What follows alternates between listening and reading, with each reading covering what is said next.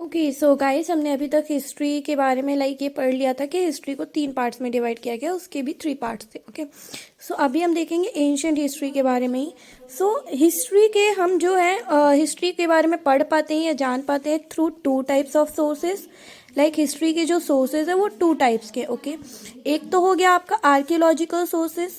Okay archaeological sources and एक हो गया आपका लिटरेरी सोर्सेज। ओके अब आर्कियोलॉजिकल सोर्सेज क्या होता है, लिटरेरी सोर्सेज क्या होता है। आर्कियोलॉजिकल सोर्सेज भी जो है वो 4 टाइप्स के होते हैं।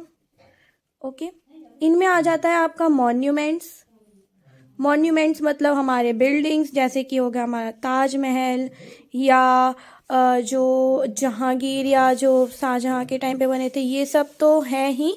इसके पहले के जो हैं वो केव्स वगैरह, ठीक है, ये सारी चीज़ें जो है केव्स आप देखेंगे, ये सारी चीज़ें जो है ये मॉन्यूमेंट्स में आती है। ओके एंड देन हम देखते हैं इंस्क्रिप्शंस। अब इंस्क्रिप्शंस क्या होता है, इंस्क्रिप्शंस मीन्स होते हैं वो चीज़ें जो स्टोन्स वगैरह पे या वॉल्स पे आपने देखी होंगी पुराने, अगर आप कोई भी केव्स गए होंगे घूमने तो आपने देखा होगा कि उनमें एक कुछ टाइप के वर्ड्स लिखे हुए रिकॉर्ड्स होते हैं। तो रिटन रिकॉर्ड्स जो कि मॉन्यूमेंट्स पे होते हैं उनको इंस्क्रिप्शंस बोलते हैं, जो कि स्टोन्स पे होते हैं। ओके एंड देन आता है आपका आर्टिफैक्ट्स। ठीक है, आर्टिफैक्ट्स भी सेम ही है। ठीक है, आर्टिफैक्ट्स में आ जाएगा आपका जैसे कि जो भी सामान वगैरह आप यूज़ करते थे, फॉर एग्जांपल पॉटरी हो गया, ठीक है, और क्या कहते हैं ज्वेलरीज वगैरह हो गए, कॉइन्स वगैरह हो गए, ये सारा आर्टिफैक्ट्स में आता है। सॉरी, कॉइन्स नहीं आएगा, कॉइन्स एक अलग ही फोर्थ आर्कियोलॉजिकल सोर्स है। कॉइन्स के थ्रू भी हम हिस्ट्री के बारे में पता करते हैं। एंड देन लिटरेरी सोर्सेज में आ जाते हैं वो सोर्सेज जो कि रिटन रिकॉर्ड्स होते हैं। ठीक है, इसमें आते हैं 2 टाइप्स के सोर्सेज लिटरेरी सोर्सेज में। ठीक है, पहला होता है रिलीजियस लिटरेरी सोर्सेज, ठीक है, दूसरा होता है सेक्युलर लिटरेरी सोर्सेज।